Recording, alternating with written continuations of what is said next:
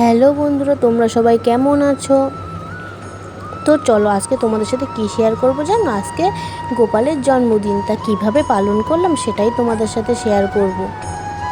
প্রথমে গোপালের একটু ভোগ দিয়ে দিলাম। তাও বন্ধুরা, তোমরা সবাই ভোগ দর্শন করো। ভোগ দর্শনে দুর্ভোগ কাটে। রাধে রাধে।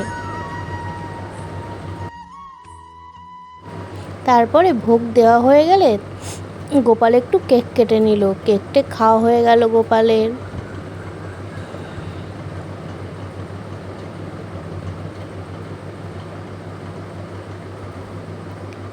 তারপরে গোপালের একটু আরতি করে নিলাম।